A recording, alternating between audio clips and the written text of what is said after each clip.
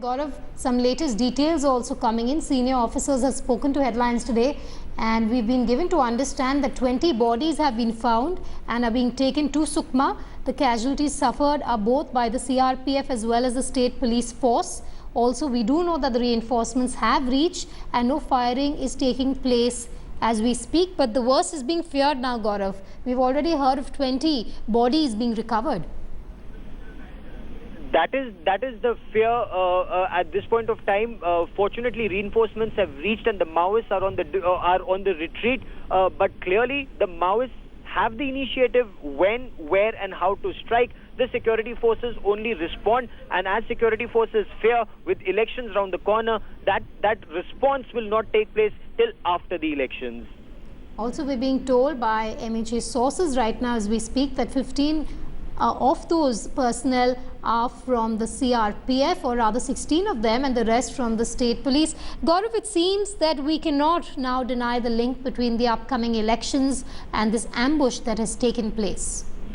Well, according to our sources in the security forces, and especially in the Chhattisgarh police, their operations to dominate the Maoists had come to a virtual standstill initially because of elections in the state, and now because of upcoming national elections. The security forces are only on area domination patrols. They're only trying to secure vital assets and vital points, which is bigger towns and population centers. They're no longer going into the hinterland to carry out operations against the Maoists in their stronghold, and that is why the initiative is with the Maoists. Also, Gaurav, one can't help but draw parallels between the Dantewara Maoist attack and this attack that has taken place. Well, at this point of time, what our sources are telling us that this attack also took place barely 10 kilometers from where the attack on the Congress leaders had taken place last year. And clearly, as Ajit Jogi, former Chief Minister of Chhattisgarh, was also saying, this indicates that the state government, one, didn't learn its lessons from the previous attack in which over 30 Congress leaders and others were killed and injured, but also that they haven't carried out counter-Maoist operations. Gaurav, do stay with me. Jugal Purohit also, who has all the other details with him, is joining us on the phone line. Jugal, just take us through what you're hearing from senior officials. What are your sources telling you? The fear now is that there could be more than just 20 casualties that have already been reported. Well, Vedika, what we can tell you for sure, and our viewers, is that right now I spoke to two very, very senior officers in Raipur as well as in Bastar. What they are informing me right now is that there is an issue of communication. They are not able to speak to their parties, which are retrieving and bringing these bodies back. But what they believe is the situation is that almost 20 bodies have been found. These bodies are en route to Sukma district headquarters, where there's an Indian Air Force helicopter already stationed to take these bodies from there, as well as those injured from that point onwards to either Jagdalpur or Raipur, depending on person-to-person situation and medical requirements. What we also understand is that the police and the CRPF reinforcement parties have already reached the area, the spot of ambush. They've already cordoned off the area. There is some degree of investigation also which has begun, because the local police is there to actually take all the evidences which are possible. Not just that, the firing encounter, all of it has stopped now for almost half an hour to 40 minutes. The police has established this area. More parties are being called in because the Maoists, they believe, are very much in the area, and they are trying to trap these people before they can move on to a wider area. Remember, this is actually a very, very tricky area for the forces, because this area is a thick forest. It's actually a declared forest reserve area, very close, as well as it actually borders the area of Odisha. So there is every possibility that the Maoists will try and slip to the other areas. We are given to understand that forces in the neighborhood are all being alerted. So it's a very, very fluidic situation. But Vedika, we can consider this to be very, very close to the final figure, when two senior officers have gone on record, in a sense, to tell me, even though nobody really wants to own up right now, but they've gone on to say that believe that the casualty count is almost 20. The party was of that of 40 personnel from CRPF and the state police out in the Sukma district, which was ambushed. And as I said, police have reached these spots. They've cordoned off the area. So the possibility of finding more bodies right now at least looks remote, but they need to speak to those who survived to find out if at all there is any abduction which has taken place. Because remember, last time in January 2013, this is an incident that we had seen, that there were some personnel who were left behind perhaps alive. The Maoists after that use them to plant bombs and make human bombs out of it. So that's the situation right now, Vedika, very, very fluid. But the most important takeaway is that saying at least two very senior officers in two separate locations in touch with the action that 20 bodies are believed to have been retrieved from there and are on their way to Sukma, where an Indian Air Force helicopter is awaiting them. Jugal, you have travelled in that area intensively and you have brought us ground reports from there in the past. Tell us, Jugal, this is an area domination exercise that we're talking about. In a case of an area domination exercise, the team that is about to go on this exercise should be sure of the safety and the hazards rather that they could face in the area. Well, Vedika, one can say this, that after the incident of May 2013, when the Congress leadership was wiped out, I have personally travelled in that area recently during the elections, and there are at least two camps which have been set up. One is very close to, in fact, right at the head of the spot where the Congress leadership was ambushed. That's where they've actually created a new camp. Even at Pungpal and the area, the reinforcements have been fortified. There are more personnel than there were in the month of May 2013. All of it has been done. And in the last few months, if you see, there has been actually no incident whatsoever.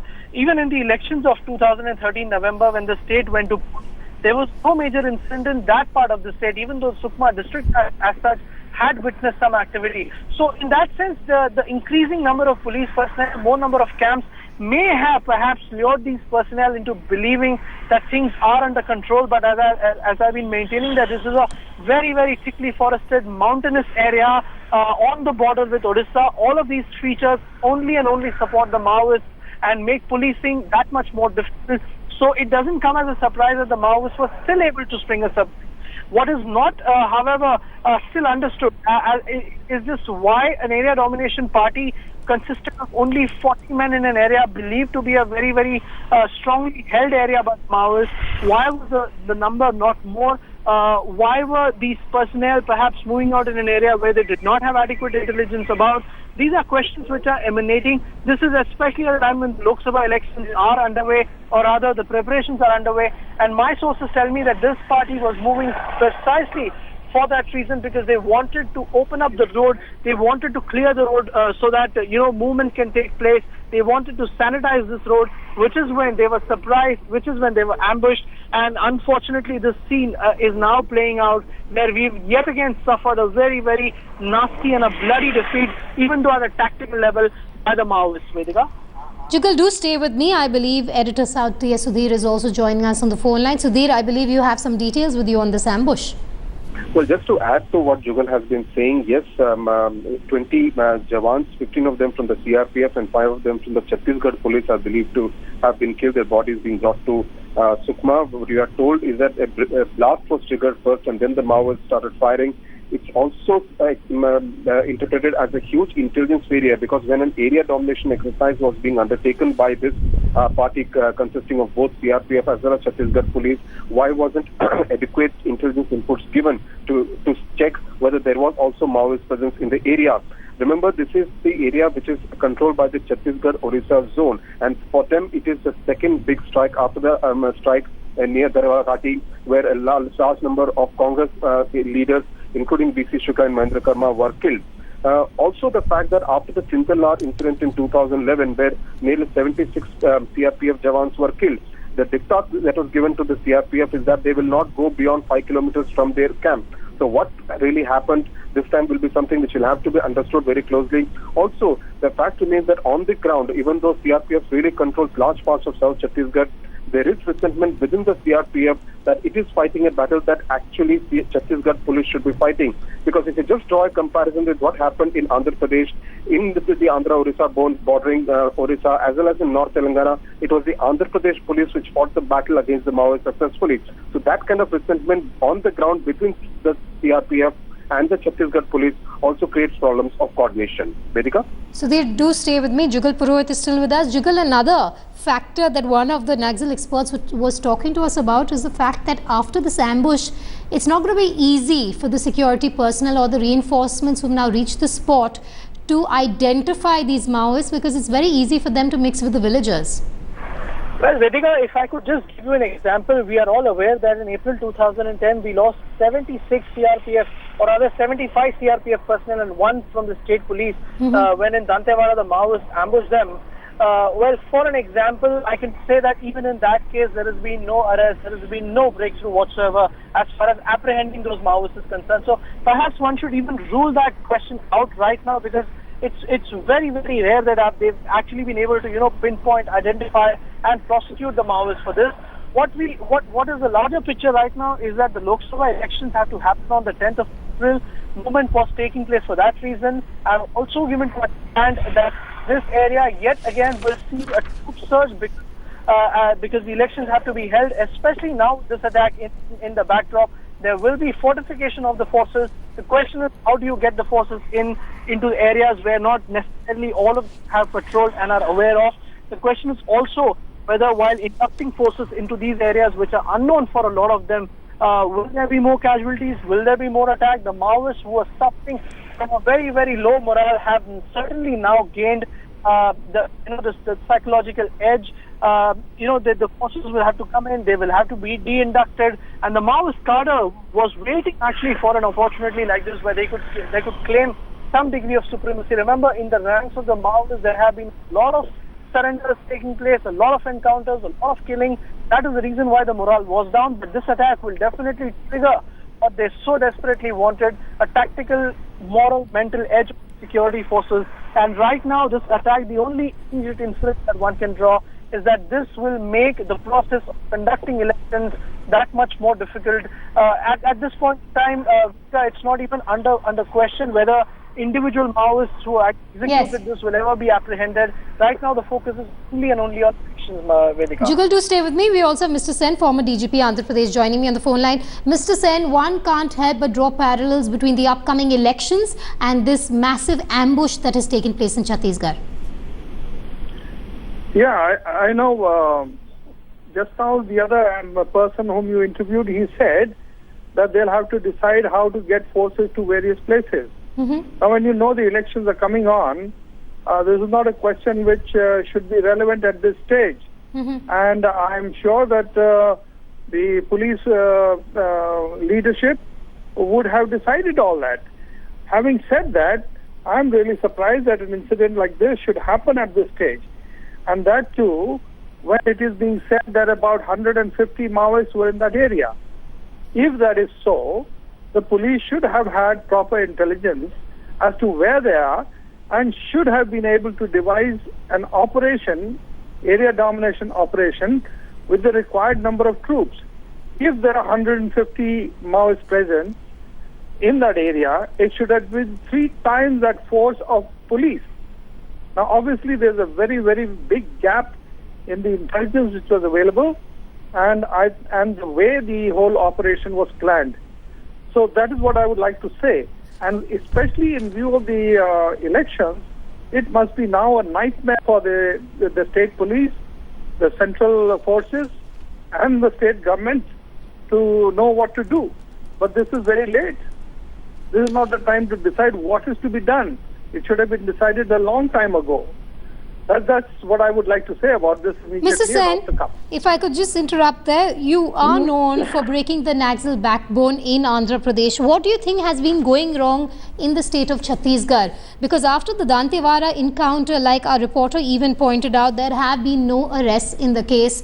Before the Chhattisgarh elections, you had the entire top Congress leadership being wiped out. Clearly, there is a very tough message that the Naxals are sending out, that the government, the state government as well as the Home Ministry is not really accepting at this point. No, I wouldn't blame the Home Ministry, because it is the government, the local government, that is the state government, which is to sort out the problem. In one line, I would like to say that it's extremely poor response on the part of the Chief Minister and the administration of the state, the way they're handling this whole problem. When in 2005 we had gone across and explained to them how we are dealing with this problem and what are the various facilities that they need to build. And what I was surprised to hear from the Chief Minister is, oh, it will cost so much money.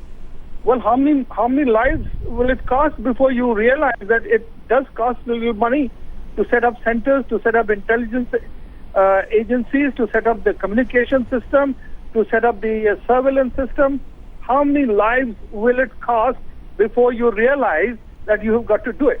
This is really, I feel angry about the way things have been going on in Chhattisgarh and the way the state government has been dealing. Of course, the Home Ministry, the federal government is also responsible. Mr. Sen, you've dealt with these situations very closely in the past. Tell us more about the modus operandi really of the Naxals at this point. We do know, unfortunately, that we've lost about 20 of our security personnel. We have another 20 who have not been accounted for. Should we be fearing the worst? What really is, the master plan that the Naxals have when they go ahead with such a huge ambush? Do they withdraw or do they wait for reinforcements to come in and once again go ahead with an attack? You see, Maoists, what they are doing is indulging in guerrilla tactics. Now, the basic of guerrilla tactics is strike and then disappear. That is what is going to happen. They are not going to hang around in the area. It is going to be very, very difficult to find them now. So whatever initiative could have been exercised by, let us say, a backup system or an extreme planning, that is, this thing goes wrong like this, we shall do this. That has not obviously been thought of in this area. The second planning has not been done. So you are not going to find them around. And even the bodies of the Naxals, you will never know how many have been killed. Because what they do is they carry away their bodies. They're very particular about that. And this is all psychological warfare. You're very right. The previous person whom you interviewed, he said it was psychological war. It is so. Now the elections are going to come. The police has to get into these areas, and you are going to hit them so badly psychologically that probably they will be rendered inert wherever they are. They'll be scared to go wherever you send them. Mr. And Sen, that's going to, warp the entire thinking and the planning of further operations and law and order. Well, we do know that this was an area domination exercise, Mr. Sen. Would you say that in this case, the standard operating procedures were violated or ignored in this case? Well, they seem to have been violated. Otherwise, how did this ambush take place? If you're going to send troops on that area or on that particular pathway or roadway, you do send a small body of persons first to clear the area, to sanitize the area, and only then you send the troops. But here, obviously, it seems that it has not been done, or maybe it was an opportune type of attack. We don't know. I really can't say, sitting in my own room here. But certainly things have gone wrong very badly, and this cannot be tolerated anymore. The police, the CRPF, the government, state government, the central government better realize this before things go out of hand. Last question to you, sir, before I let you go. One can't help but draw parallels between the Dantewada attack of 2010 and this attack that has taken place now. Yeah, I'm with you on that. Absolutely. And are we not learning from our lessons? There seems to be no lessons being learned from previous tragedies and attacks on police where such large forces have been lost. Why? And who is to blame? Who are these great leaders? I blame the leadership of the police in this and the political leadership. Has the police force, the CRPF and the local police been forced to go into that area? What was the great motivation? If it was area domination, you decide things well in advance after taking all situations under consideration. What could happen? What are the parameters? What you're going to deal with? What are you going to come against it?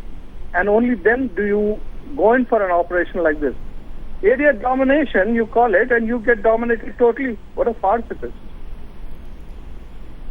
All right, Mr. Sen, thank you so much for sparing time for us. We've got a lot of perspective from Mr. Swaranjit Sen there, who was the man who actually broke the backbone of the Naxals in Andhra Pradesh. Well, he also asking a very pertinent question there. This seems to be an intelligence failure, but who really should be blamed? Should it be the political establishment or should it be the intelligence agencies? All right, we have some breaking news coming in. Last week, intelligence agencies warned of spectacular strike by Maoists ahead of elections. Top sources have now told Headlines Today that at a review meeting last week, chaired by Cabinet Secretary Ajit Seth, intelligence chiefs detailed Naxal capability to mount devastating strike in Chhattisgarh. Sources also telling Headlines Today that the review meeting assessed Naxal threat in detail in Chhattisgarh. We have Deputy Editor Shivaru now joining me on the phone line. Shiv, it seems that the government was in fact aware of an imminent strike on our forces. That appears to be the case, Vedika. Remember that the information that we're getting from a very senior sources in the establishment is that late last week, there was a review meeting that was chaired by Cabinet Secretary Ajit Seth, where the intelligence chiefs were also in attendance. There were also representatives from Jharkhand, Orissa, Bihar and Andhra Pradesh as well as Chhattisgarh. And a detailed assessment was made of the possible Maoist threat ahead of the Lok Sabha election season, and it was specifically mentioned that a spectacular strike was possible by the Maoists, especially in Chhattisgarh, but also possibly in some of the other areas. Now, this review meeting, Vedika, was actually called up to get a sense of the threat with the bifurcation of Andhra Pradesh and whether the forces would be able to deal with the Naxal threat on both sides of the newly formed state borders. Chhattisgarh did come up.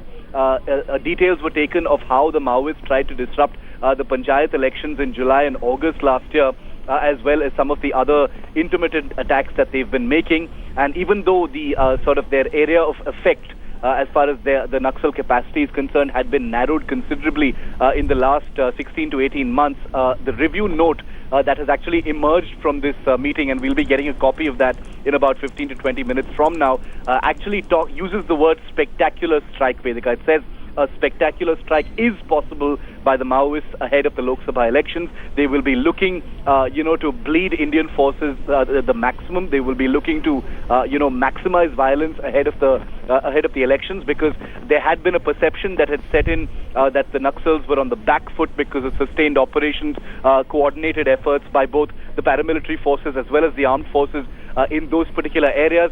So it had been known for some time, including a report that our correspondent Jugal Purohit had filed just about 2 to 3 months ago, where communication intercepts had revealed that the Naxals were actually biding their time and waiting to make a really big splash as far as violence was concerned. And this particular attack may well be, Vedika, that spectacular strike that was detailed and actually discussed in detail at that review meeting chaired by Cabinet Secretary Ajit Seth. So clearly this seems to be, at some level then, Shiv, an intelligence failure. Absolutely. I mean, every single attack so far has been an intelligence failure. But in this particular case, like the Dantewada attack in which 75 CRPF jawans lost their lives a few years ago, Vedika, appears to be just a case of really shoddy planning, a complete failure to assess the information being made available by intelligence agencies. Now, it's important to emphasize here that there is no clarity yet on whether the intelligence provided by the intelligence chiefs at this review meeting was actionable and specific intelligence. But what we can say is that a spectacular strike in Chhattisgarh ahead of the Lok Sabha elections, should be specific enough as far as the forces there are concerned. Remember, there is a constant threat already, not just of ambushes, but also of landmine attacks, of different kinds of attacks, ambush attacks on police stations. These have happened in the past as well.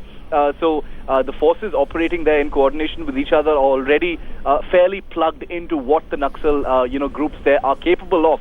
So if a review meeting of this kind, and we've got exclusive access, to parts of the minutes of that meeting, and we'll be getting the entire review note in just about 15 minutes from now, says a spectacular strike is imminent, it should be expected. It's basically a call for an absolute red alert, because ahead of election season, the Naxals will be looking to regroup, to replenish themselves, and create a really big splash and bleed the forces as much as they possibly can. And that appears to be precisely what they've managed to do, Vedika.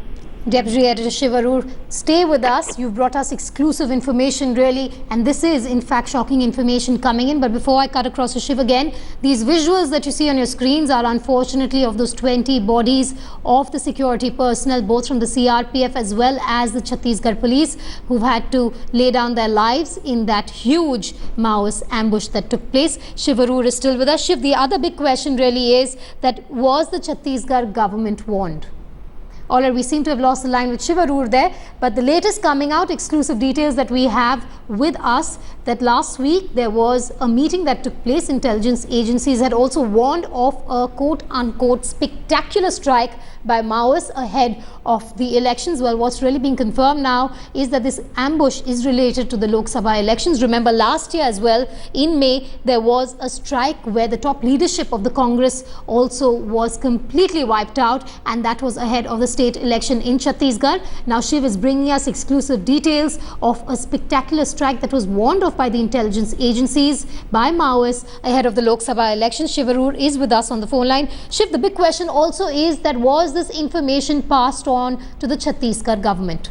What we do know, Vedika, is that information of this nature, considering just how sensitive this information is and how useful it could be in preparation for an impending attack, there's no reason to believe that this information wasn't actually shared with the Chhattisgarh government. Now, to get the specific confirmation on that, we are trying to establish that link with the Raman Singh's office to get a sense of whether this information was shared with his office and with the with the competent forces in Chhattisgarh, and of course importantly with the unified command structure in Raipur. But what I can tell you is a review meeting of this kind, which is attended by by the intelligence chiefs, by the cabinet secretary Ajit Seth, chaired this meeting. The way the chain of command works is if there is specific, a specific SWOT analysis or a risk assessment, then a certain amounts of information are definitely shared down the line.